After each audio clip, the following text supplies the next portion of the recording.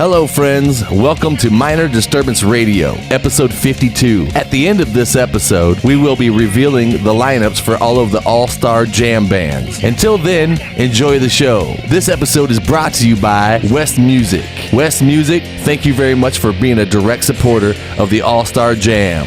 You rock. And thank you to our listeners. Without you, this wouldn't be worth doing. We appreciate every single one of you. Thanks for the click. I know your time is valuable. Enjoy the show that's already in progress.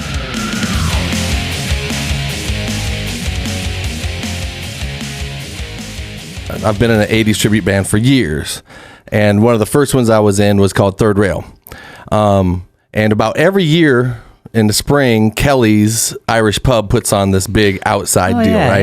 Yeah. And usually Third Rail has had that slot for, I think they've done it like 5 or 6 times. I'm not sure. I did it with them at least 3. And every time we play, it's packed. You know, it's like a big concert. Right. It's the best time ever. And for the last couple of years, Third Rail hasn't been playing much, you know, because the band kind of slowed down. Right. People have things going on and families and all this stuff. So this Third Rail band, I mean, all the local bands around here that are in cover bands especially, I mean, you know, original bands are going to be a little different because it's hard to build a crowd doing that no matter what you do. With cover bands, if you happen to luck upon a band that has a following that pretty much every time you play somewhere, it's packed. You know, every time you get together, it's like this big, you know, party. Right. Well, Third Rail had that. Yeah. And every time that they play, I mean, people come out because they don't see us very often. And I don't know if it's because the guys in the band have just lots of friends or whatever it is, but we always pack out. Cool. And so, you know, this year I did the same thing. I called the guys in Third Rail and I said, hey, you know, Kelly's is asking about if we want to play on that big show again, and I'm planning. I already booked. Thinking we were going to be okay. Yeah, we'll do it. I already booked it, and I also booked the weekend before so that we can actually play before we play that. Now, this is before you talk to anybody, though. Right. Okay. Yeah, because I figured it was. I figured it was a done deal. Like it would happen every year,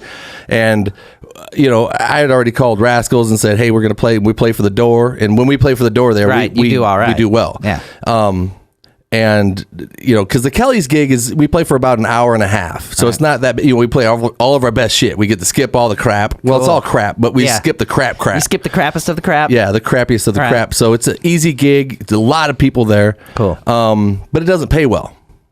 Well, I'm sensing that this story is going somewhere. Yeah, it is, but it doesn't pay well. So anyway, that's why we do the gig before, so we can cash in on the reunion and then play in front of a lot of people. You know, because I have 3 factors in which I decide whether I want to play a gig or not: fun, good money, huge crowd. Okay.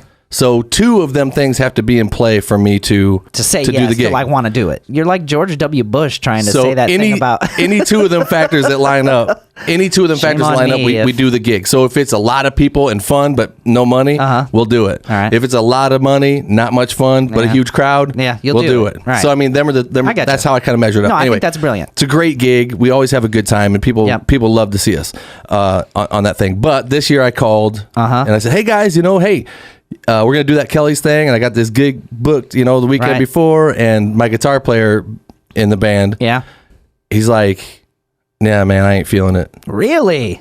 I was like, what do you mean you're not feeling it? What? He's like, yeah, I haven't played my guitar in about a year. I don't want to suck, and I just don't want to do it no more. Whoa. Brian, are you going to ask me to do this gig? No, not at all. Not at all.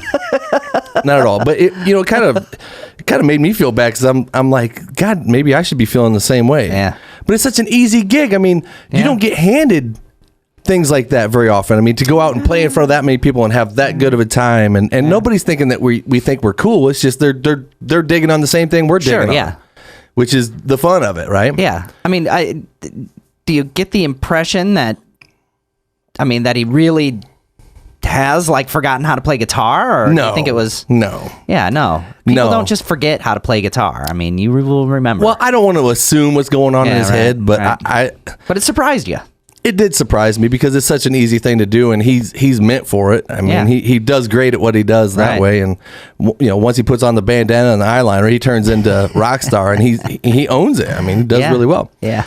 But anyway, so it's not going to happen. So we didn't try to get another guitar player or anything like that. But what happened is my new band, Dive Bomb, took the spot. I see. And I'm kind of worried about that. Yeah, right. Because what if all these people show up looking for some third rail? So that's kind of why I'm saying that now is we will be playing the Kelly's game. But I don't want to, it's the singer from Third Rail's other band. Well, it's the singer and the bass player from Third Rail. Oh, it is the singer and bass player. That's right. Yeah. The only, Benji's not there and Mitch isn't there. That's right. So, and then we're two, I love them guys. And I love playing with them. I was really looking forward to doing this. They're definitely men about town. I mean, those guys are well known for sure. And by the way, if at any given time between now and 2 days before the Kelly's gig, Benji changes his mind, it will be Third Rail. But until then, we just can't do it. And I mean, my options are to back out of the gig, right, or do it anyway with Dive Bomb. Because, maybe this episode will serve as a little bit of public pressure. I don't know, man. Yeah, we'll see. We'll see if it talks them into it. People are like, "Hey, man, I heard you're not doing the thing." Yeah, dude, you really ought to do it. But I mean, if talks like that, but people that listen to the podcast, if you were in a band that, if you played 4 or 5 times a year and every time you played, it was just wall to wall packed. I mean, people that are there to see you, they're having a great time, why would you want to put something like that down unless you lost your legs or something? Right. Well, yeah. But I don't know. You never know.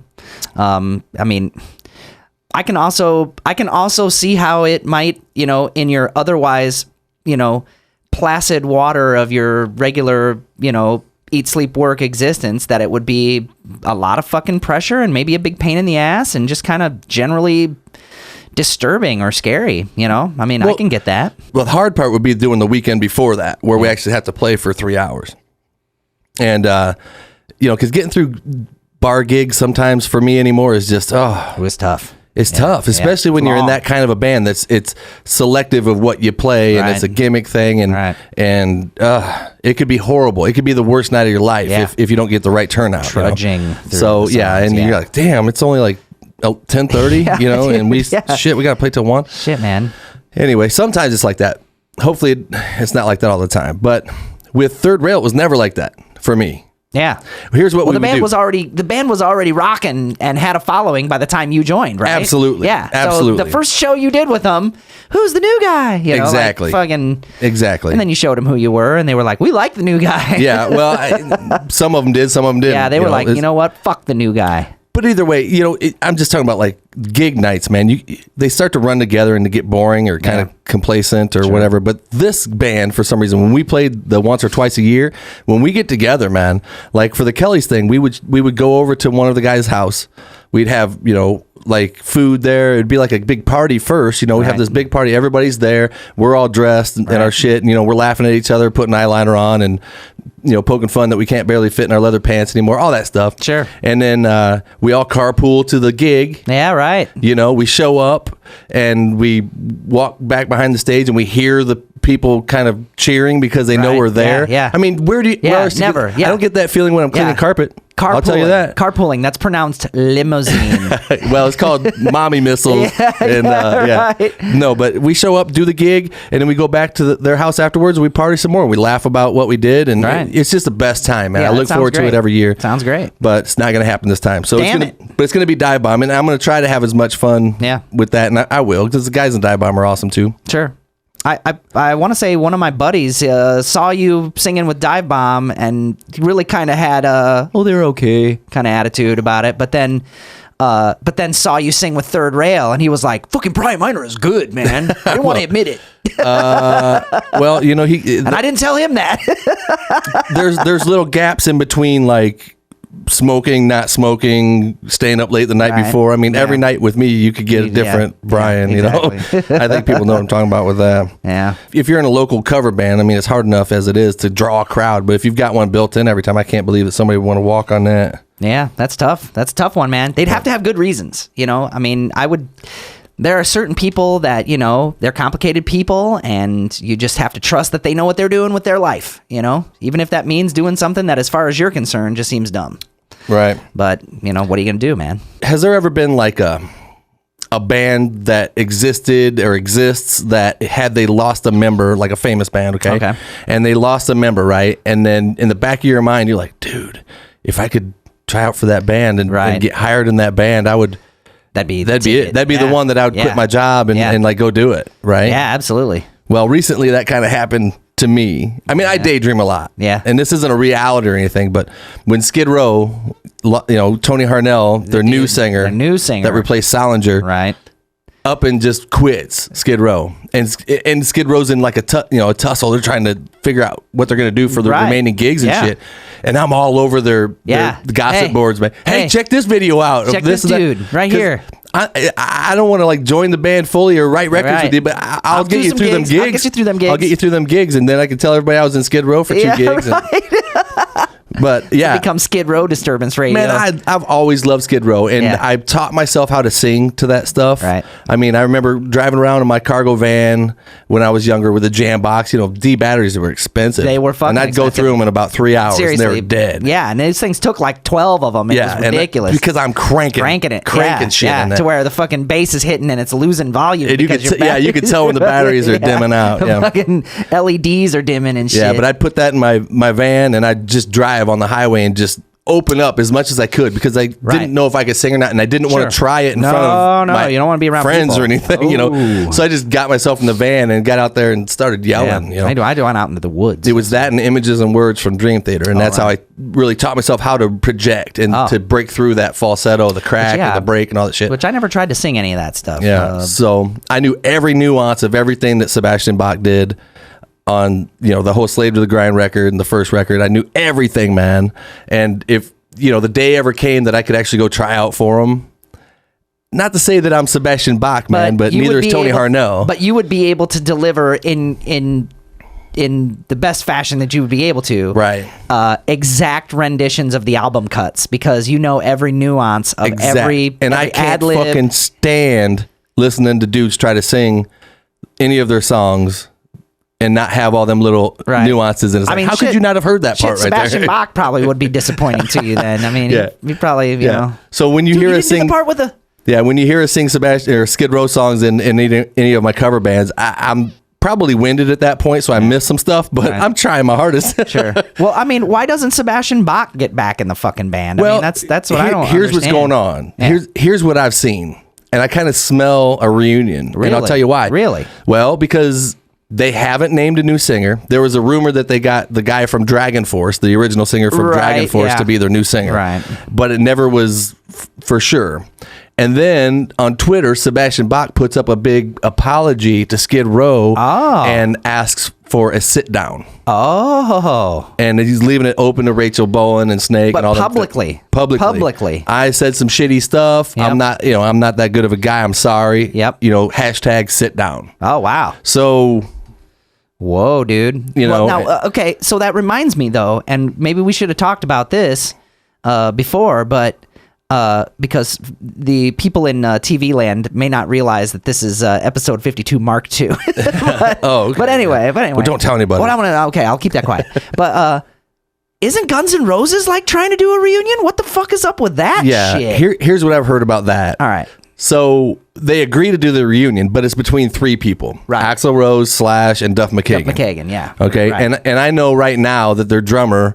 will it be Matt Sorum or will it be Steven Adler? They're talking about Matt Sorum. Right. And I was like, turned off. Yep.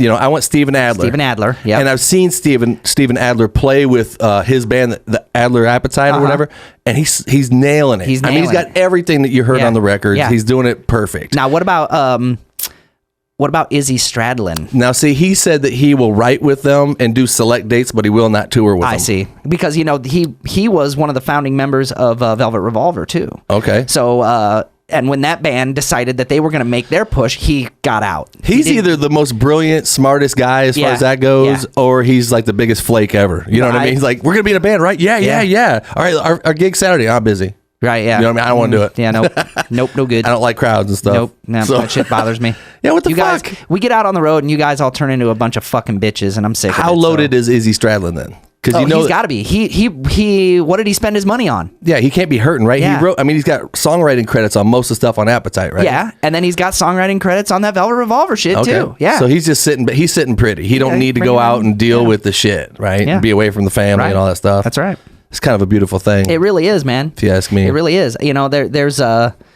There's a young woman whose mother lives around here who is penning some and co-writing some #1 hits in the pop world with like Selena Gomez and Britney Spears and she's around here. And she's from around here. I think you mentioned that before. I think her name is Julia Michaels. But I think the thing that's good, and don't tell your friends about Julia Michaels.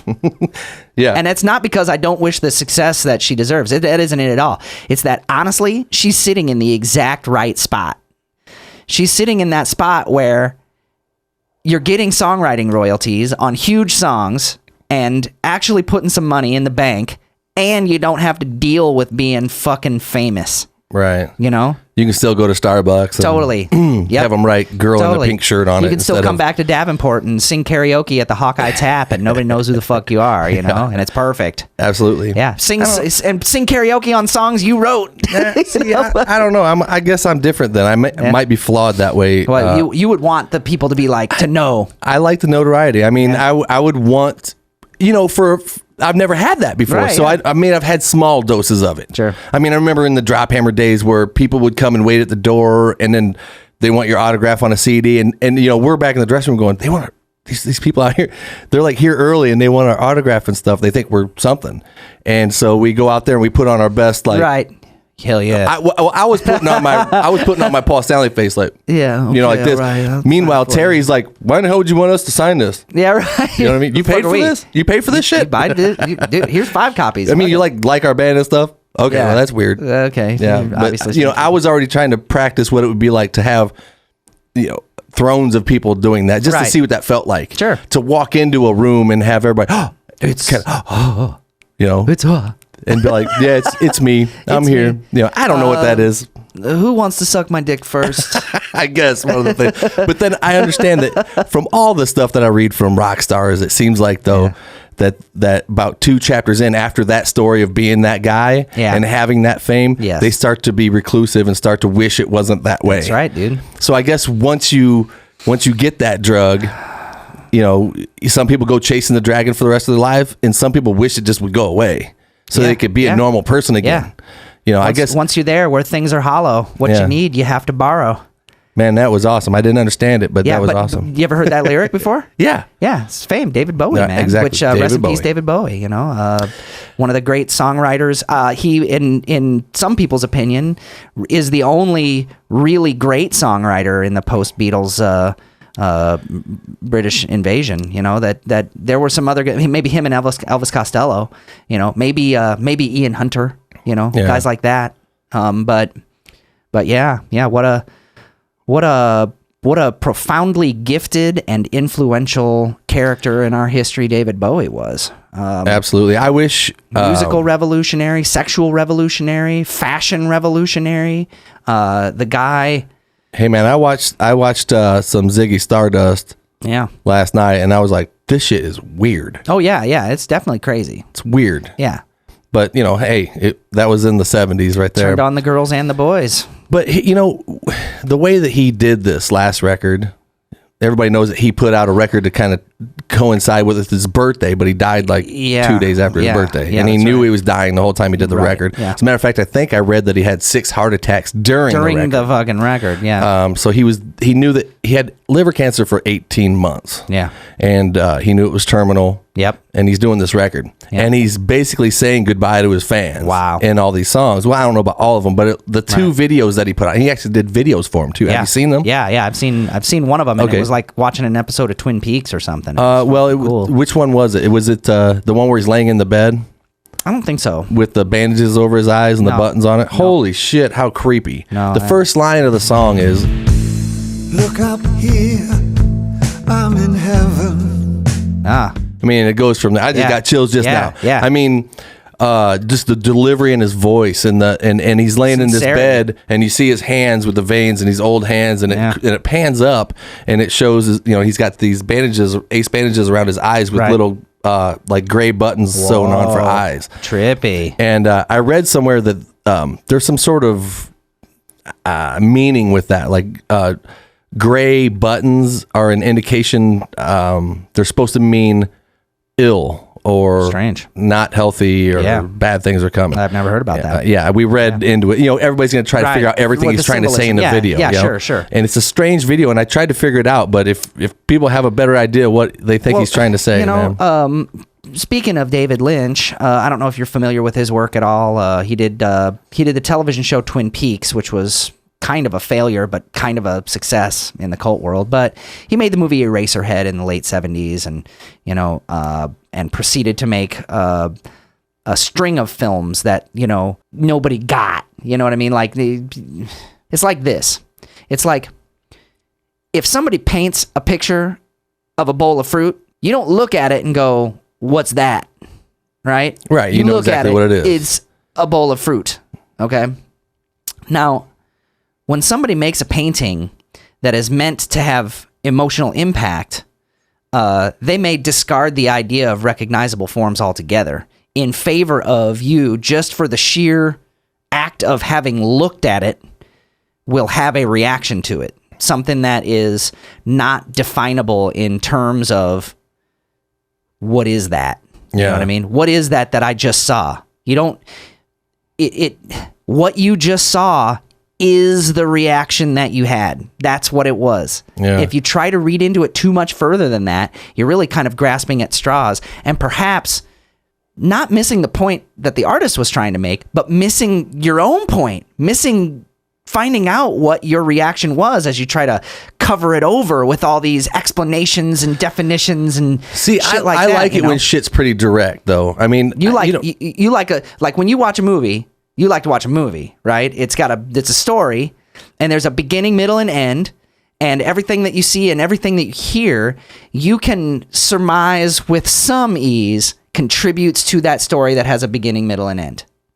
Absolutely. And most people are that and way. I have some. I can go a little deeper than that. But sure. for this specifically, if you're saying goodbye on a record and in a video, I would assume that everything that is videographed or videoed or recorded or shown on the screen has a meaning. If you're saying goodbye to your fans, right? So everything down to, I mean, he's laying on a bed and then he's kind of floating on top of the bed. He keeps kind of floating out of the bed. Right. He's standing, obviously, and the bed's on the wall. But there's this lady under the bed that keeps trying to reach up to get him. Right. And I'm like, is that death? Right. Is it trying to get him? And he's there's all kinds of symbolism. Yeah, right. I mean, it could be just his sense of love for the pleasures of life trying to drag him back and keep him tethered here, I mean, it could be that. But I mean, at the same time, I mean, it's this idea that maybe, like you said, I want it to have I like it to have a direct meaning. Yeah, the truth is there is no bowl of fruit, man. There is no direct meaning.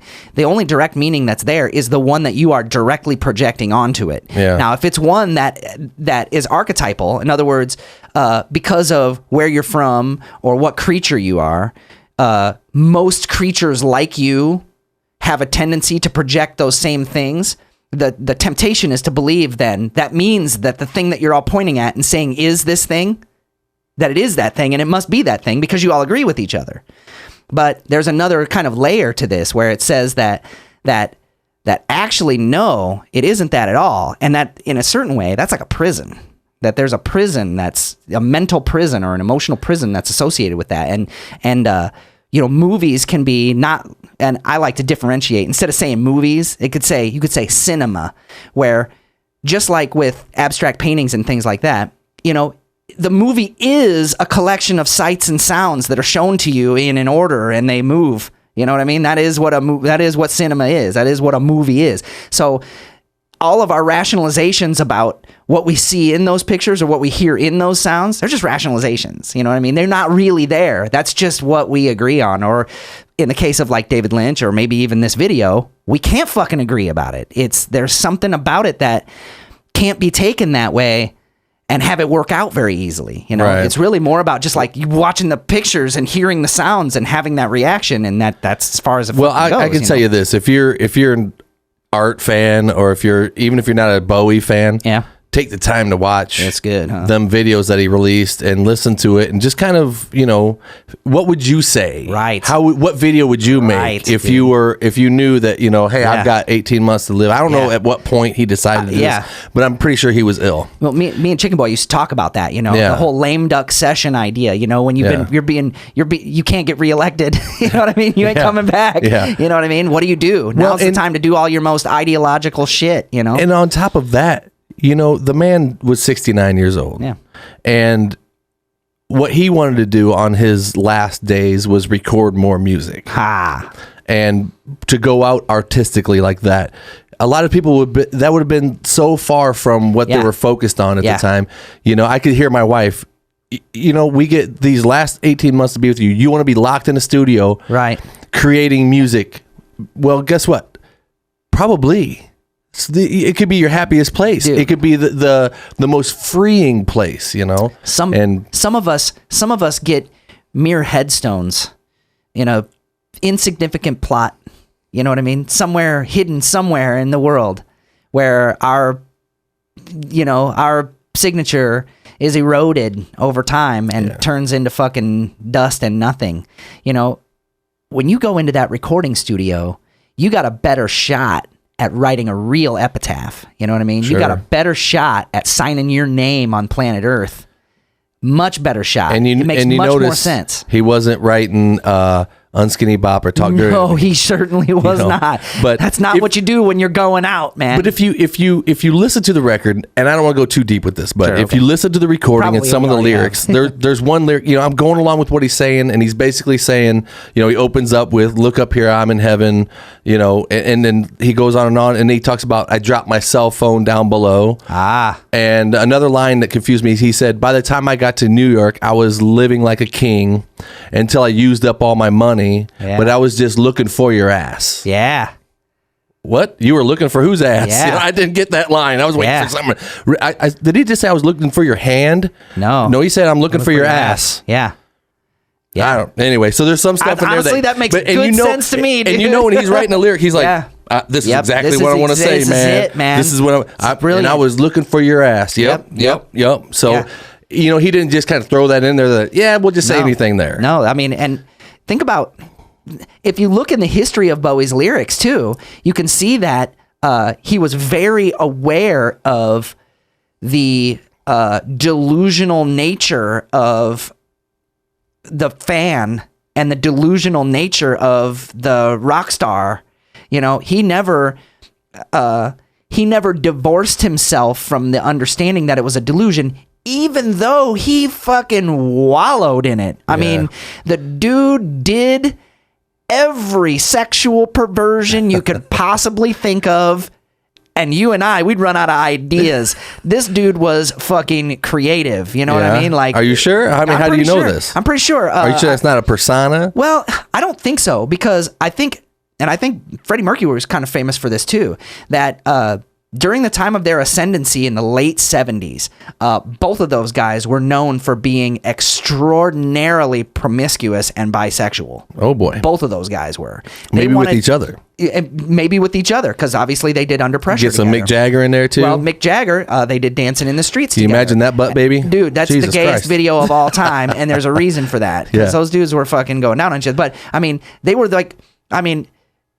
probably, in each other's eyes, the most creative possible love makers that they could possibly think of. You know what I mean? Like, what female artist was there around at the time that would rise to their level of complication and fucking, And plus, it's a train wreck. I mean, most people can't look away, because, especially then, maybe seeing a guy that was acting like, I don't know, he kind of looked like Annie Lennox. Yeah, or, you know what I mean?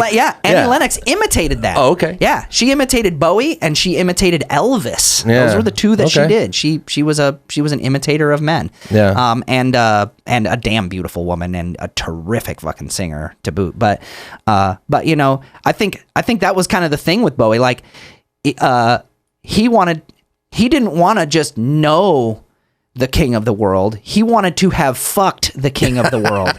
You know what I mean? And I get you. And I think that's what his deal was. And eventually he really ended up settling down and having really a fairly regular heterosexual millionaire's life, you know, but he definitely sowed his fucking oats, man. The dude had the opportunity to do everything and anything he ever wanted to do, and he fucking did it. Yeah, I guess so. My hat's off to that dude. Your hat's still on, but my hat's off to that. Well, my hat has to be on because I haven't dyed my hair in a while. And I look kind of like Old Man Winter, but now is that Winter, Winner, or is that Edgar Winter? Edgar Winter. Yeah. No.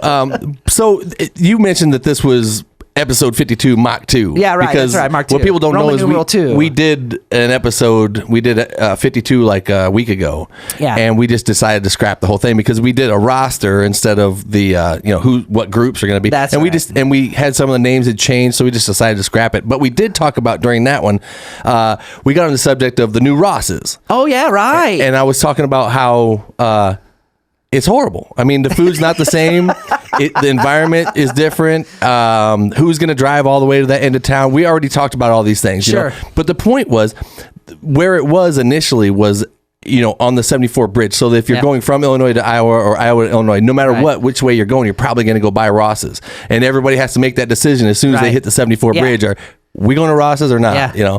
And but you had talked about that we went on to how the 74 bridge ranked as far as safety. Oh yes, that's right. And you said that's what? right. Tell me what you said. I'll tell you exactly what I said. I said that after the tragic event that happened in the Twin Cities, where one of the bridges spontaneously collapsed, it then triggered a nationwide assessment of all of the bridges nationwide. Okay? Everywhere, every bridge, and everybody's information came in, and it wasn't a pretty picture. And we saw bridges in a state of ill repair all over the country, and we found out about every bridge except the 74 bridge. Well, we can't release that information. They did some kind of weird Stonewally thing saying, well, we didn't get conclusive this or whatever. We need to test. But they never came out with the information. And then they finally did years later, and it ended up getting swept under the rug and blah, blah, blah. But then just this last week, or was it 2 days ago, we had a little bit of a problem with our 74 bridge, didn't we? And this was right after we did the podcast. Actually, like 2 days later, it was like I-74 buckles and car accidents. The cars, cars are hitting ramps because the road just totally buckled up. It just buckled, man. Jesus Christ. Fuck, dude. I mean, and Shannon Ford. Yeah. Shannon Ford hit that shit in his truck, dude. Flattened all his fucking tires. No shit. Yeah, bad deal. So what happens? Like the blacktop just kind of lifted like this?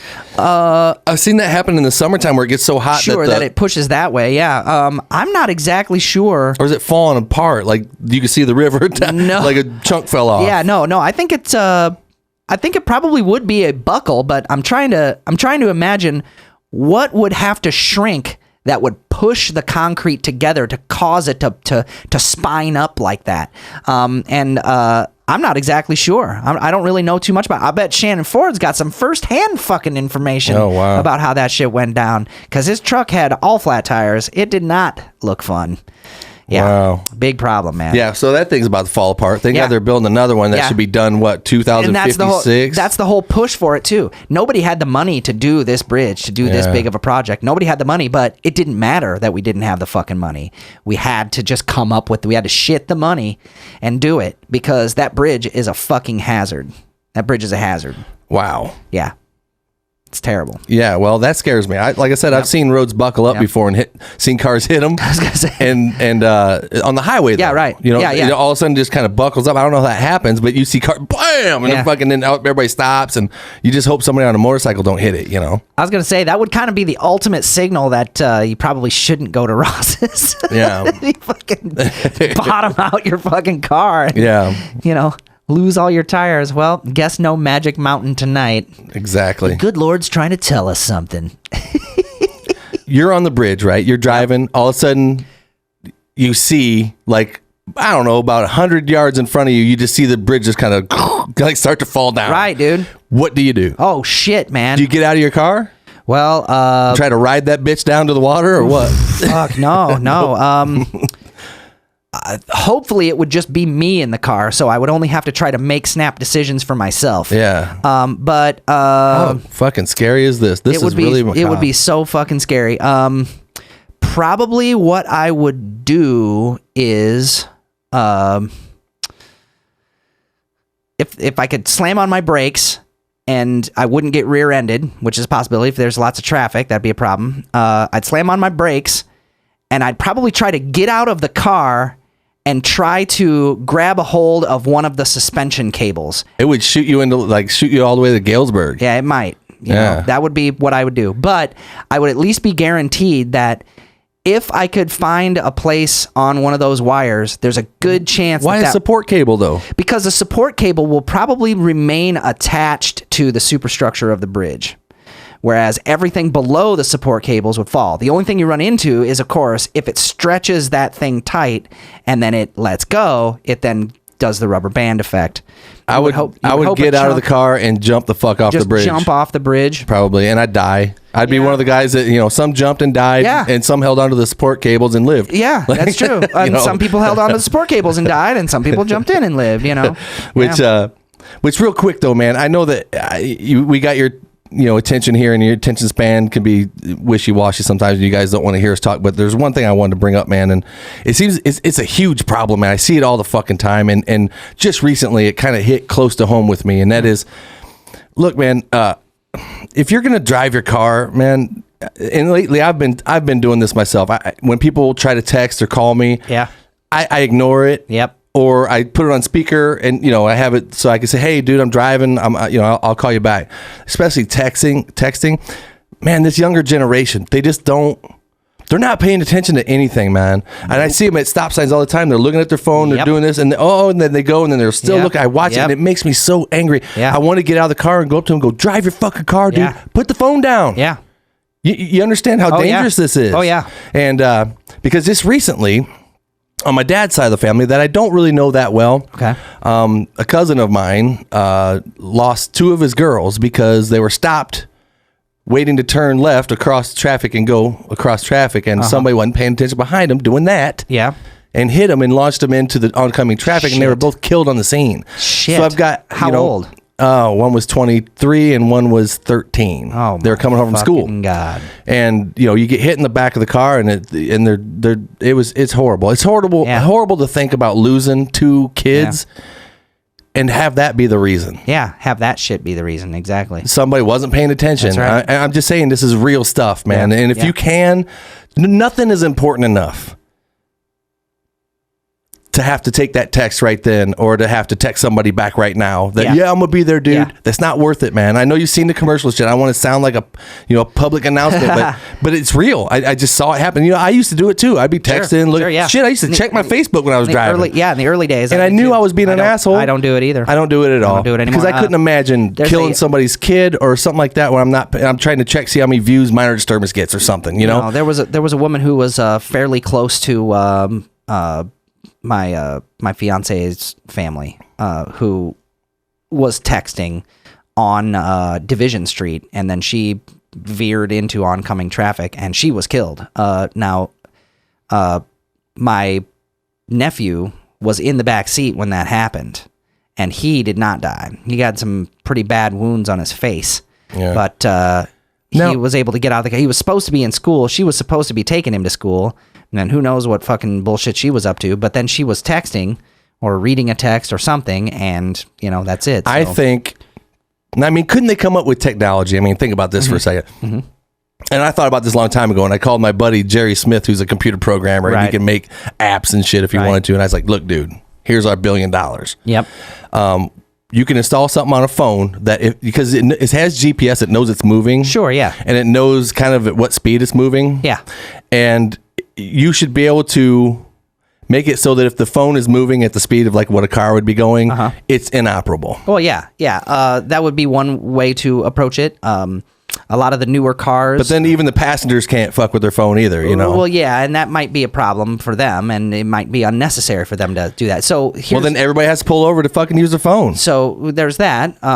But at the same time, I mean, then a stop sign could be a place where everybody could be fucking with their phone because well, I don't care if they're waiting and they hold people up, but it's when they hit something, not paying attention. Well, the other thing that I was thinking is that since a lot of cars nowadays are starting to have keyless ignition, the thing to do would be to have the phone be the key for the car. That way, if that phone is being used as the key for the car, then that phone would be inoperable. And that's another way to do it. Another way you could do it. The other thing is, and I think that this would be better for a lot of reasons, including the whole drunk driving thing, distracted driving, and all this sort of shit. If cars would just go ahead and drive themselves. I mean, we play video games right now that have AI running the fucking enemy characters that you're fighting against. That's well smart enough to be able to drive a fucking car. I've seen them same AI characters like float in the air and do backspins.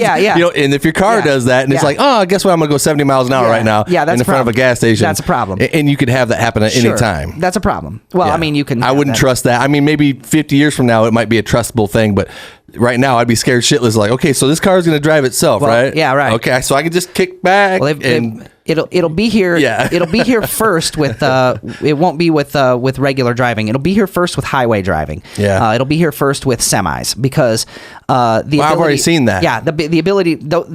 I say they put the groove right down the middle of the road and they put the big needle that sticks in there, and then the magnets. We'll and have slot cars. But and we could do loop to loops and shit. That'd be awesome. The other thing that it's easy to forget about is also not just the idea that the car would use sensors to navigate itself, but the car would also have the ability to then communicate with other cars that are also sensing data and doing things like that, and they could take corrective action against each other. If one of the cars starts misbehaving, you've got all these other cars that are right around there that can tell that car, hey, you're fucking up. My point is, if you're adult enough to be able to drive a car, be an adult enough to not text and drive, okay? Just if that helps anybody. I mean, for me, I'm going to do it.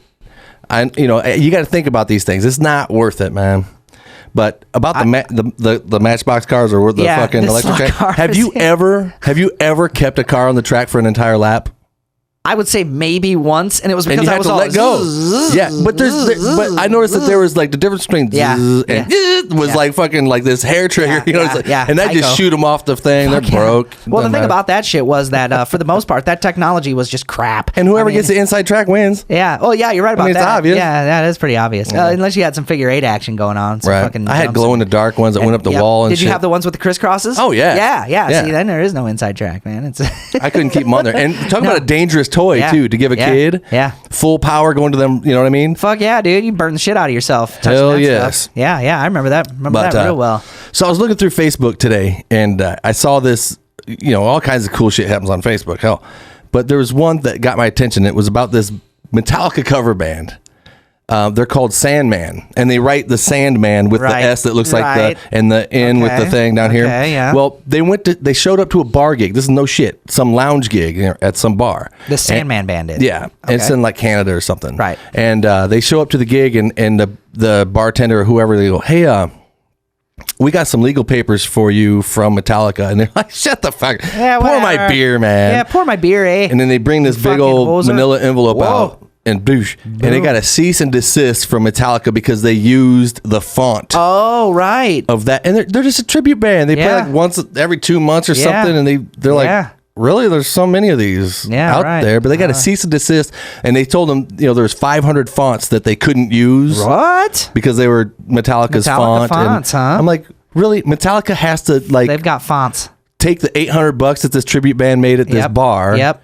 Playing the music that they love, which is your music. What is it hurting for them to have their logo look like that? Yeah. I mean, there's a good... Somebody in that band fucked Lars's wife. Yeah. There's something like that. You know what I mean? Because there's so many of them out there. Yeah. But somebody said, hey, here's a way to get back. Use Megadeth's font. There you go. There you go. Megadeth's font. There you go. Nobody cares about that. Yeah. And how many times have I seen a tribute band use the Kiss logo on their... Oh, totally. On their, and it totally says Kiss with the Z's and everything. But Kiss is, what are you going to do? Who cares? Yeah. What are you going to do? Yeah. And Gene's the biggest... Well, I think in the modern age, that kind of stuff has really kind of come to the fore since record sales aren't really what's driving the money. You know, now it's all about lawsuits and fucking protection of intellectual property and doop. But it was real. They showed the actual papers and from their legal people and all this stuff, and it was man? yeah. We represent Metallica, and you are not the to use this, Lollipop or we Guild. will sue the shit out of you. Yeah, I'm thinking, wow. Well, you better sue Avenged Sevenfold for stealing "Sad But True." This means war!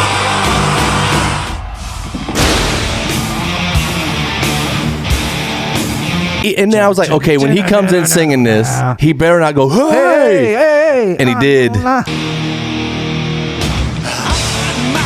face again, harbor in the shadows. Feel this weight of sin, hammer it away. Die with the guilt of 1,000 AWOL soldiers. Die, watch the sight, usher me astray. You're telling me that nobody in the studio when Avenged Sevenfold was recording this went, we're rewriting "Sad But True" right now. Yeah. No, you know they did. And they were like, well, fuck it. Fucking whatever. Yeah, it sounds just like it. Who cares?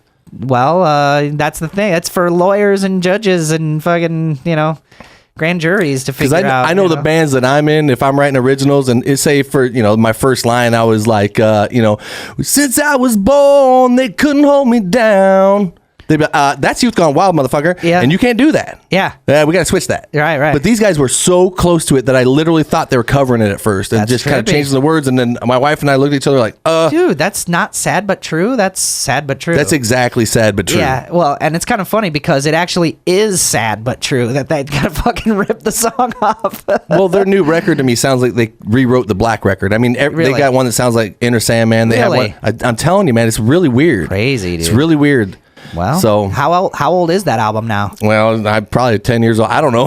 I'm old. Black, So I the don't, Black album came out in 1990. either way, it's a blatant ripoff, man. Yeah, 1990 or 1991. And they're not getting sued, and they're playing in front of 10,000 people doing this song, and this poor band's playing for a couple hundred people that hope that they could play Battery right, a bunch of us guys like, they better do that part right, right, exactly. Or they can't do Dyer's Eve. Nope. I bet they don't do Dyer's Eve. Yeah, that gallop wasn't fast enough.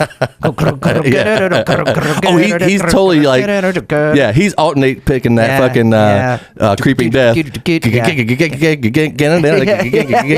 That's all down. Yeah, it's all down Right. strokes. Yeah. I had to always double that. It was and never had the same sound. But No, it never does. Whatever. But I bet James they did. Hetfield is a I bet freak. they did, and that's why they got sued. Yeah, you're probably right, Metallica dude. can't It was do it all anymore. downstrokes. It was all downstrokes. So There will be no downstroking, That or would else be, we'll sue your ass. Here's the deal. If you're a Metallica tribute band, make sure you don't use the font and you alternate pick the main riff of Master of Puppets. Right. And you can't use a wah-wah pedal. And no wah-wah pedals. And you can't get hair plugs. And you can't wear pink shirts and ride horses. Yeah, so I thought that was pretty interesting. Getting sued for that shit. That is kind of shitty, man. Whatever. It's like the whole Stairway to Heaven riff, deal where it's finally come out after all these years. There was this other band that Zeppelin toured with that had almost the exact same fucking riff in one of their songs. And So my point is, Yeah. fuck you, Metallica. Yeah, well, that is- unless that is unless kinda Kirk Hammett shitty. quits and you need a new guitar player. Okay, right. Because Skid Row ain't calling. Yeah. It's time to join Metallica playing lead guitar. I don't know if I could do what Kirk Hammett does, man. I never think of him as being a really great guitar player, but when I see him play, I always think, man, he just does that shit really easily. Like he doesn't. You can't even ride fucking horses try. and wear pink shirts? Yeah, I've been thinking about riding horses. So anyway, I didn't have hair plugs. Here's what we're gonna do. I put up, we're gonna start playing local music again, and it's about time that we, kind of get some focus on that again. Let's do our pro and con right now. Okay. And I put it up on our page that we were gonna have, we want to play some local music again, and it's not gonna be 1152 or all the stuff that you've already heard. I want to hear some new stuff. Right. And the first band, immediately that got a hold of me was this band. They're called Milk Duct Tape. And That's 3 words. Yeah, Milk Duct Tape. Milk Duct Tape. Yeah, and I've seen them on some bills around here. Okay. Yeah, I've never seen them, but I've seen them on the bills with they're other from bands. Cedar Rapids? I think they're from the Cedar Rapids area. Okay. There's usually some good bands up there, man. Look like some young guys. And, I got to say, usually when I get material, it's going to be super tuned down. Yeah. Death vocal, no real kind of symmetry to the song at all. You know, I was a bit surprised on this one. So why don't we take a listen to this, everybody, and we'll come back, and after this we'll do a pro con on it. We'll say something that we like about it and something that we might not like about it. Okay, so we're gonna listen to this. This is Milk Duct Tape, and the song's called Landlocked Beach. Landlocked Beach. It's all about Check the it three out. words.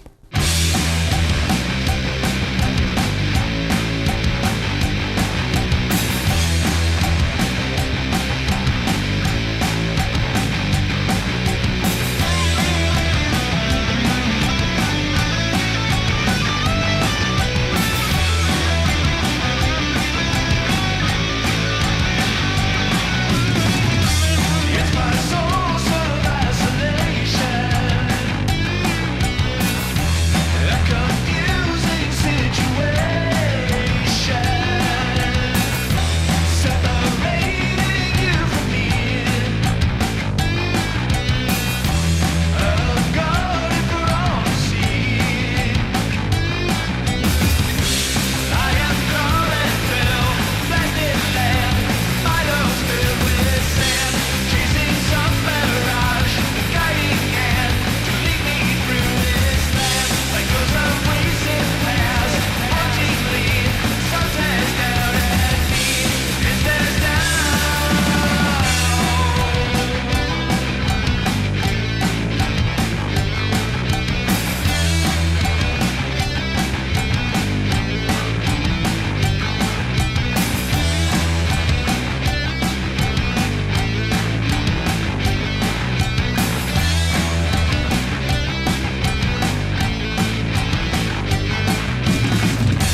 Guess me one more time for real.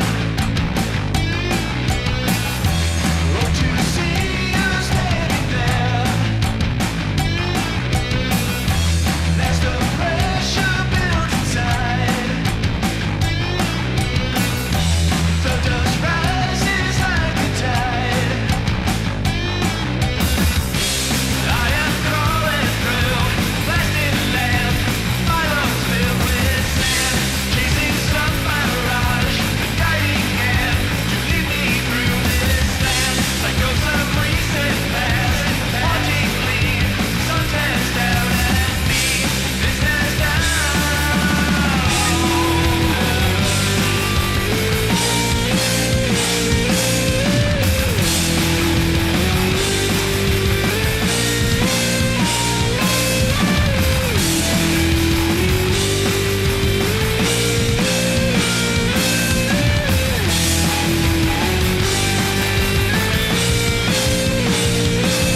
I am crawling through blasted land.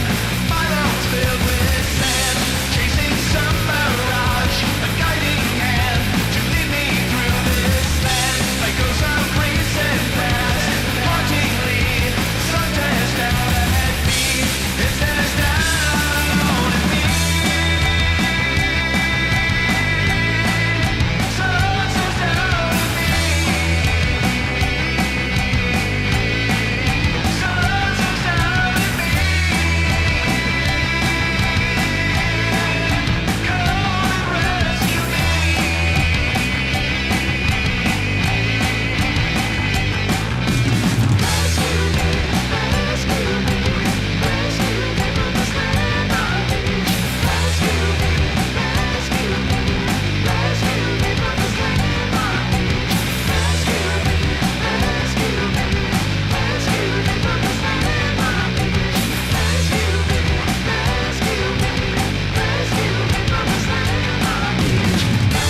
Guess me one more time for real. Hope to see you standing there.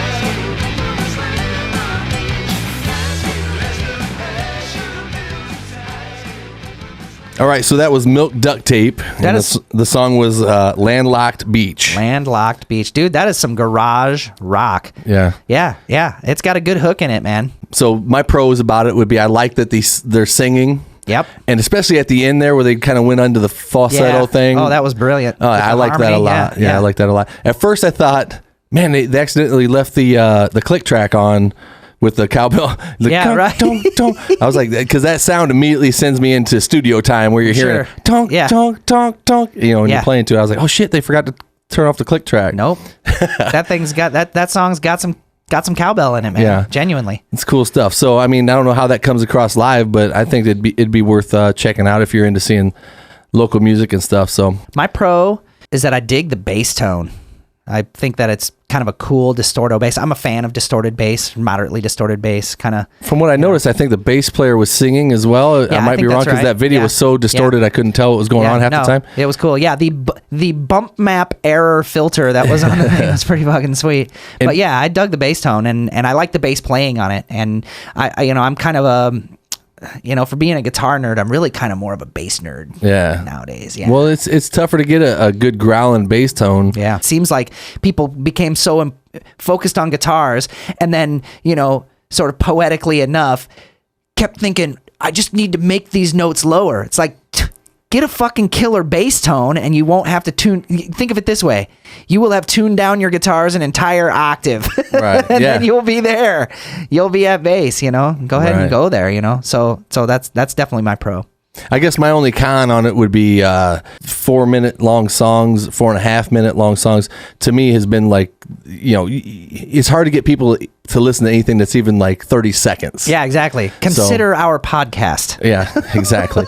So the only thing I would think is maybe shorten it up a little bit. You made the point, and then Yeah. kind of get out of the song. Yeah. But other than that, I thought Yeah. it was really cool. I don't feel the least bit bad about kind of having the same con. I felt like Well, I might have stole your con. you may have stole my con because I know we talked about this earlier. But I mean, I think it's a good con, and I mean con as in constructive. The good thing about that is, at least in terms of making shorter, more succinct songs, is that you can say everything you need to say in a really short time, and you don't have to repeat it too much, But I'm thinking that if that song just sort of got in and got out a little bit more quickly, then that fucker is pretty good song, man. I mean, it's a pretty good song now, but I mean, I just think it would be that much more palatable. It'd be that much more tasty. And I'd feel like, ooh, let's listen to that again, man. I was just starting to get that riff.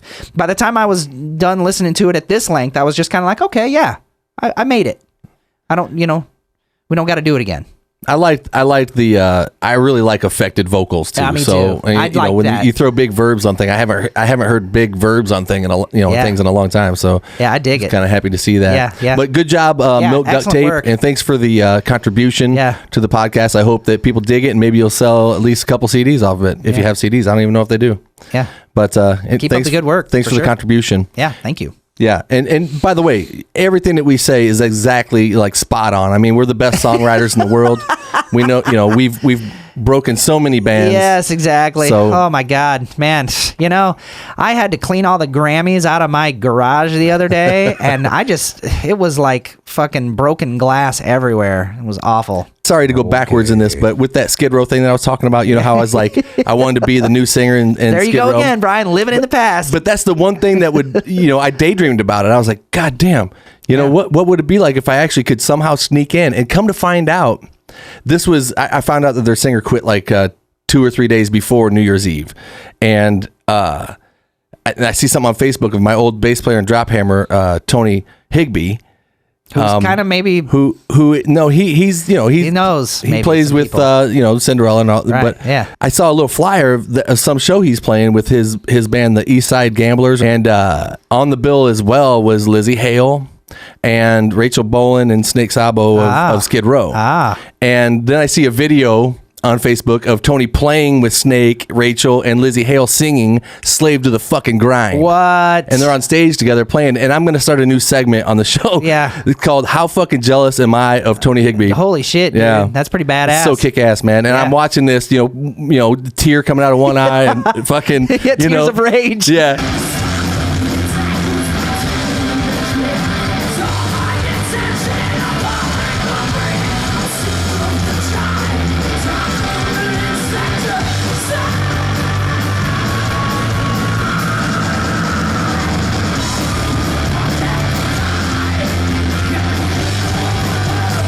And every time like Tony comes in the frame, it's like he's looking at the camera going, "Fuck you, Minor." It's not. It's fine. But no, I just thought it was funny, and I'm looking. Lizzie Hale's smoking the song too. Yeah. I mean, that girl's got a growl, Yeah. and I'm thinking he's talking to the guys in Skid Row, and so I text him, hey man, put in a good word for me. Yeah, exactly. You know, and I want to sing for this man. all I got back from him was laugh out loud. No fucking way, Brian. I think they've already got it covered. I think they have a new guy, but that was back when they were talking about the Dragon Force guy. All right, dude. And you now still have a chance, Brian. No, because the only other thing that holds up on that is Sebastian Bach coming back. Oh, right, and there's right. no way that I'm That's gonna. right. We would take Sebastian back, but there's this guy in Brian Davenport. Miner. He's got a radio show, and he sent us a Pretty video. good, He sent us a video of him singing like pretty Motley good. Crue songs. Good-looking dude, or looks like he used to be. Looks like he would really enjoy the position. Yeah. So no, I think people do understand what that feeling is, that daydream, because everybody has that with Powerball. And Yeah. I think right now, I bought 4 tickets. Did you buy some tickets? I'm fucking probably rich right now. Did they announce the numbers yet? I have no idea. Oh my God. We were supposed to buy tickets, but we never did. Now that I've made everybody wait for the entire podcast, Yeah, to find get out to what these names are. the meat and potatoes, Find out what and I these hope groups are. and I hope you guys took the time to listen to the podcast so that you can kind of get a feel for what we're doing. You probably didn't. You Bullshit. probably They just fast forward. like, where in the fuck is it? Where and then we were all going to it. So, the MDR All-Star Jam. Listen, I want to explain first of all what it is and how it works, because some people just kind of hear that, they don't know what it is, especially the people that get involved in it. They don't know really what's going to happen. Some of the new guys that we have this year, they're like, well, so how does this work? Right. So what it is we just get a roster of, say, like 10 bass players, 10 singers, 10 guitar players, 10 drummers. And we get that roster full of people that we kind of some hand pick, some of them, asked to be in it and this and that. So we pick these guys out. And then what we do is we take them guys and we kind of mix and match them into groups that we call super groups. Okay. And once they're grouped together, then that group will get, with each other and decide what 3 old school metal cover songs they want to cover for the jam. Okay. So that's what they're going to do. As soon as we group these together, they'll communicate with each other and pick the 3 songs that they want to cover. All right. And this year we're actually going to start the night out with a group from Quad City Rock Academy, Cool. and they're going to be playing 3 old school metal songs, which is cool to see kids coming up playing stuff that we grew up on, Yeah. kind of a homage to that. And their band is called Vanderveer. They've already got a name for the band. And I think the singer and bass player is Kayla Masakowski. I hope I'm pronouncing that right. She plays bass and sings. Cool. The drummer is Nathan Suter. Guitar player is Jaden Biles. Sydney Nelson is the other guitar player. So there's going to be 2 guitar players. 2 guitar players. Bass player and a drummer. And a drummer. And the bass player sings. It sings, right. So that will start the night out. Cool. So that's Vanderveer. That's Vanderveer. Well, I'm excited to check that out, man. Yeah. Cool. Yeah. Another thing that we did was I brought back Broga Pants. Broga Pants is coming back. Yeah. Broga Pants is coming back. That's Jacob Oh, Gregory, man. Mike Gustafson, Steve Merritt, and Shannon Ford. Just when I think I'm out, they pull me back in. I know, man. Yeah. But they were down for it. They were, dude. But see, the thing is now I'm kind of hand feeding them stuff that, hey, man. Oh, yeah, 'cause right. They did God of Thunder last time, and Yeah, I right. almost fucking rocked my head off. That's awesome. My head almost fell off my Off shoulders yours. because it was so killer. Fucking shoulders. So this time I'm like, hey, check out War Machine from Kiss. Okay. And they're going to cover that one for So me. who's in Broga Pants this time? There's been a little bit of a lineup change. Yeah, well, you know.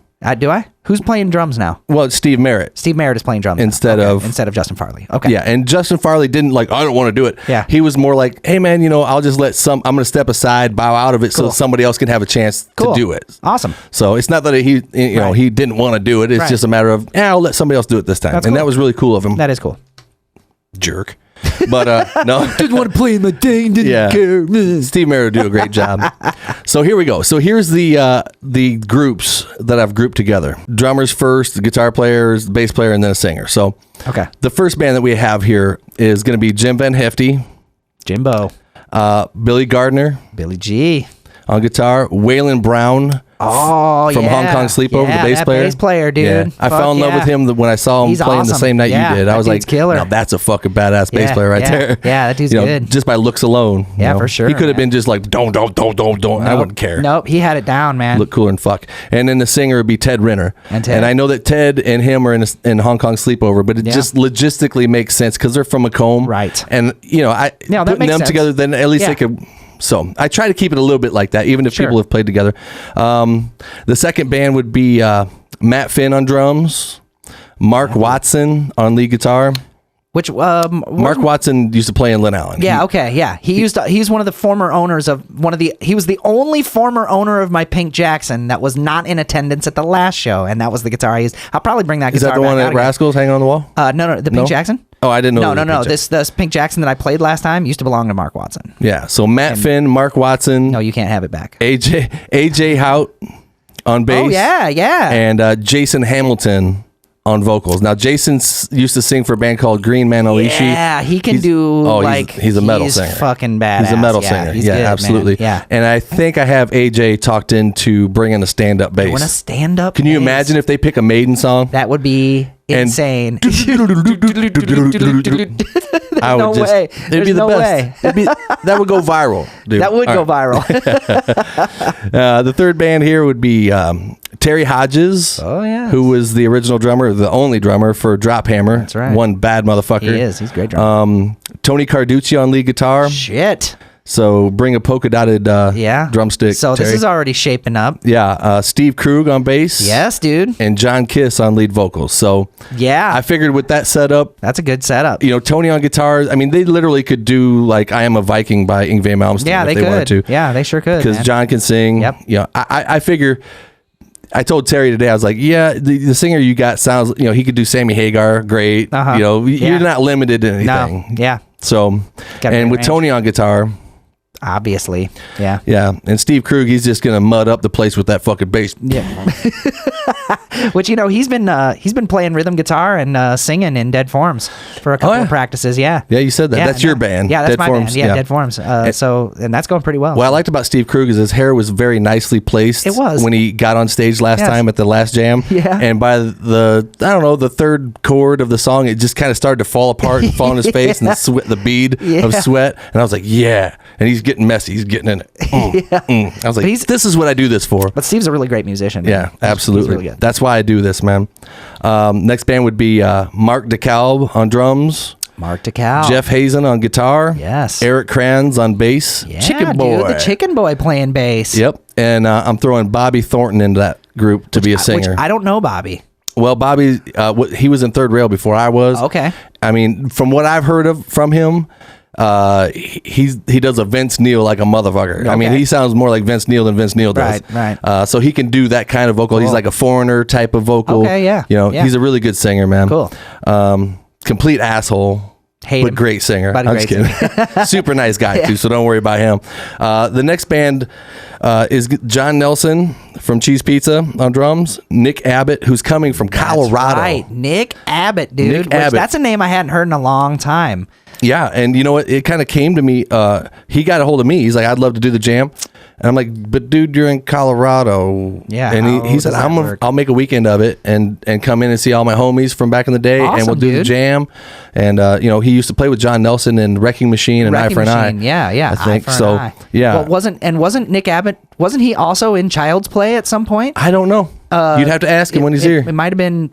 I thought he played guitar in that band, maybe after Wade left or something. Maybe, I don't know, but Nick used to have blonde hair all the way down to his balls, and then you know, so great guitar player. Yeah, but and then where was I? Oh, and then you know, I just got to say, I didn't want to be in the jam this year at all. And Travis and I talked about it, and we're like, let's not be in it this time. Just let some other cats. That way we can just drink and freak out. And rock the fuck out. Yeah, and have a good time. Last time. That was not amazing. have to worry about playing or singing. Yeah, but that shit didn't happen, did it? But the only way that this band was going to happen was if I was their singer. So that's cool. You know, John was like, dude, if we do this, you have to be our singer. So and he's coming all the way from Colorado. Right. And better fucking sing. And it's got to be a situation where there's no rehearsing. So they trust me and they know me. So it wouldn't be something they show up and they don't know what they're getting. Right, yeah. They know that they're going to get a sloppy singer that's going to be too drunk to perform. Yeah. And won't know the words. And just fucking full of himself. Oh, yeah. And then the next band would be Chris Cushman, who's the drummer for 3 Years Hollow. Cush, yeah. Travis Williams on lead guitar, because I had to put Trav in there because if I was going to be in it, every band has to have a weak link. if I'm gonna be in the thing, I got to put Trav in it too. There's no reason you shouldn't be Trav. No, You're an awesome you know guitar what? player. I'm thrilled to be playing with these guys. Right, so. and I'm sure that they're gonna dig playing with you. The one and only Ronnie Cook on bass. Ron Cook, which I'm excited about that. I've never jammed with Ronnie before, man. It'll be cool. And by contract, he can't wear the bass any higher than his nutsack. Oh. It's got to be down there. Yeah, the strap has to be at the last buckle. The buckle has to be at and almost dragging on the ground. It'll be kind of back in the saddle for me because I know he likes to play the Gibson T-Bird bass. And, Worm played one of those for a long time when we were in Marianas before he found the wall bass. And, they're a cool looking bass. They're a great sounding bass. It'll be nice to be back on stage with the T-Bird, man. Playing metal. Yeah, playing some hard rock. I'm so glad I wasn't like, it's a jazz free-for-all. It's just more fun to play some metal songs and get your goddamn rocks off. Yeah, because all of you guys want to do it. Yeah, just play some fucking loud riffs. Man. Right. Enjoy just turn up the amps and just have a good time. Yeah, slap solos. Let's do it. And for a singer, I gave them Donine St. John, who's a singer for Flashpoint. It's a girl, right? And she can belt. Right, and you were telling me like she's like Dio. Well, I told her, I said, when I asked her, I was like, "Would you be interested in doing the jam?" She said, well, yeah, but, I don't want to be a weak link. And I'm like, well, look, man, this is all about fun. This is, you're a singer. You're a good singer. I've heard you before. You're a good singer. Yeah. She's like, well, I don't know. Is it going to be okay to do like Dio and Whitesnake and stuff? I'm like, yes. As a matter of fact, now you have to. You just sealed your fate. Yeah. So the next band would be Wes Weber, who we all know from Drama Major. Great drummer. And great singer. And good looking cat. Yeah. Highly fuckable. Davo, who he goes by the name Davo. I don't even really know his whole name, but I know him more of he used to be in a band called FNR around here that did like an 80s kind of an 80s tribute thing too. I remember that. They were out of town, but they'd sneak in here sometimes and try to steal our thunder and shit. And so I was like, who the fuck is this FNR band, man? And why is that lead singer so fucking doesn't have a beer belly? What's up with that, man? Right. So, but he's actually a bass player in a band called Paradise Over now. Okay. So he's gonna be playing bass. He's also a very good videographer. Is that what? I've seen a little bit of his work. He might even be a cinematographer. Yeah. Like he has graduated. A videographer is somebody you hire for your fucking wedding. But on this night, he's a metal bass player. He's a metal bass player. Absolutely. So we're gonna ignore all that other bullshit. Yep. And I'm giving him Mark Wagler on lead guitar, who was, he's an instructor, and I think he works at Griggs and Muscatine. Great guitar player. He's actually in that edited guitar contest video I put up. Yeah, he is. I remember that. He's actually the thumbnail. That's Mark Wagler, and he's a good guitar player, and he's a rocker. And for a vocalist, I gave them Doug Brundies. So I'm looking forward to seeing what happens with that. Yeah, that should be really interesting. Yeah, Doug's a cool cat. For sure, yeah. The next band would be Kenny Bailey, who's the owner of Rascals. Right, Kenny's back. I gave him Scott Whitehall. Oh, balls. I know. Scott Whitehall on lead guitar, so Jesus. Yep. And I'm expecting extended solos too from you guitar players. Yeah, okay. No bullshit. All right. And David Abdo. So it's Abdo and Whitehall. Jesus. And Matt Truitt on vocals. And Truitt on vocals, huh? Yep, oh, that'll be interesting. Yeah. Yeah. Well, from the last jam, nobody wanted to be in Truitt's band the next year. They're like, if Truitt's in it, don't put me in his band, because they did like a 25-song montage. Here's the deal, man. Here's my prediction that I'm going to make, is that that having Abdo and Whitehall at the behest of whatever his vision is this time, it will be like a running river. It'll be like like an unencumbered, free-flowing. He could take those guys to levels. You know what I mean?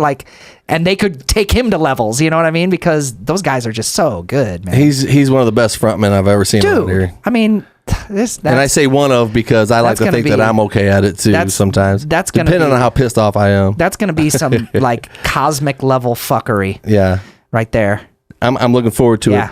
Yeah. And then the next band would be Greg Hipskind, who is actually the owner and the guy that came up with the Quad City Rock Academy. Okay. On drums. Which I don't know that I know him personally. Okay. Well, you will. Yeah, but I know he's buddies with Billy. Right. Yeah. Yeah. They both teach at Rock Academy. Yep. So Chris Avey on lead guitar. Yeah. Okay. God. Dude, we got some guitar heavy hitters coming. I'm telling you, man, it was difficult. There were some people that wanted in here, but I had to say, look, man, here's the other guitar players that are in this jam. Dude, I don't know if you want to be thrown in that. We got Carducci. We got Nick Abbott, which he's great. Whitehall. Fuck, man. And I remember Amy? Wagler did some God, cool man. shit way back then. Yeah. I would imagine he's probably a better guitar player now than he was. Well, he took 4 of the strings off of his guitar. He just plays with a low E and a high E now. That's it now? Yeah, and it He's still just- sounds like cacophony. It's Really, awesome. man? No, It's I just made that shit up. Like the I don't Lost know. Jason Becker album. But Greg Hipskin, Chris Avey, and then Bill McManaman, who is the bass player for Battle Red. Yeah. So, and I like this guy. The reason why he's one of the first guys I asked because something about his attitude towards this whole deal and playing in bands and all that just kind of inspires me. Cool. I mean, the guy's older than I am, and he just kind of one day went, "Why in the fuck am I not out doing what I love to do?" Yeah. I don't care if people say I'm old. I don't care Right. what they think. What I just does want to that- go do yeah. this. Yeah. And that's inspiring to me. So, and he looks like a metal guy. Every picture on his Facebook is him and his bass making out. So That's it's terrific. awesome. That's terrific. And I gave them Mike Swanson, who is the singer for Electric Shock. Okay, yeah. And he can do a gamut, he can run the gamut of that style of stuff. Cool. I mean, he could do like a Cinderella, AC/DC, that whole thing. So Yeah. you're not going to be limited there as far as what metal songs you pick. And that's pretty much it. That's that it? That's the 9. That's everybody? That's the 9 all-star groups that I put together, not including Broga Pants and the Rock Academy Band. and So, Vanderveer, right. Yeah. And man, I'm looking forward to this. It's going to Dude. be April 23rd. This is going to be a fucking blast, man. April 23rd at Rascals Live in Moline. And if I'm going to tell you now, I'm not going to try to boast or anything like this or try to, get your tickets now, but it's probably going to pack out. And You think the people, so? well, the people that missed it last Yeah. year are definitely going to be there Yep, this year. yep. And the people that were there last year are definitely going to be there. yeah, this don't year. pay attention to the Yeah. event thing where it says like 100 people are coming. No. Because when people don't, and it says 100 people interested, 100 people coming or something Right. like that. It's Yeah. like, okay. Yeah. So when it's 3 months away. So, I Yeah. mean, people aren't going to commit to it quite Yeah. yet. But I'm telling you that when you get there, you're going to want to be there and you want to get a table. See, and I think like the last time we did it, there was something fucking, for lack of a better word, there was something spiritual about it because, I mean, there was just so much complicated history with everybody in that room. Personal histories, interpersonal histories, people who didn't know each other but knew all the same people as each other for years but never played together or Yeah. never were, it was fucking cool, man. It was I hope it was very spiritual. I really hope that, and I suspect that it's going to be that way again this time. I mean, that was really cool. Well, just from the nucleus of it, having all of these musicians in the same room, Yeah. and having beers together or pop, whatever you want to do, and just celebrating this lifestyle that we've chosen, Yeah. this road that we've gone down together, and really just kind of laugh with each other, and we're not trying to see how good each other is compared to the other bands. You know, It's funny because aside from Carducci, like every other guitar player are all people that were in the guitar contest at Yeah, one time or kind of, another. yeah. I mean, I'm trying to think of which one isn't. Yeah. We were all there. I worked on Wade Torres. I tried to get him. You tried to get him? Yeah, but he won't be around until like July or something because he balls. lives in somewhere Connecticut or something, Right. somewhere far Yeah, away. someplace where the well-to-do and those who made He, like, has a smart, life and stuff. positive life decisions live. Yeah.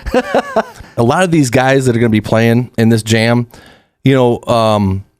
don't get an opportunity a whole lot to play in front of a rock crowd and have a party Yeah. vibe like that. Yeah. And I know that, the more people that show up to cheer everybody on, it's just the better that the people feel on stage, Yeah. and you could be a part of this thing. And I really hope that everybody comes out and checks it out. I hope And so too, man. Don't snob your nose just because we're Minor Disturbance Radio and we Right. fucking, you think that we think we're cool or whatever. Come out and support these people, man. It's going to be a lot of fun. It's something. It really is something of a rarity. I mean, the thing that's going to happen is something of a rarity. These kinds of things don't come together all that often, and when they do, man, you should be there. Be there. Absolutely. Yeah. So, Minor Disturbance Radio, please, if you're new to the podcast because you're coming in to see what the list of jammers was going to be, or for some reason we played Milk Duct Tape, and you're new to the podcast, you want to check out what we said about them or something like that, hit the subscribe button. If you like what you see, if you dig talking shop, if you get bored at work and you can download the audio from this shit and listen to it while you're working or running or jacking off or whatever you're doing, and without the listeners, we wouldn't have a podcast. And thank you very much for watching. We have a really good listening base, and I appreciate that. Thank you very much for making Minor Disturbance Radio a real thing, and we'll see you next time with episode 53. All right. Thanks, 53. man. See you then. Thanks. Rock on.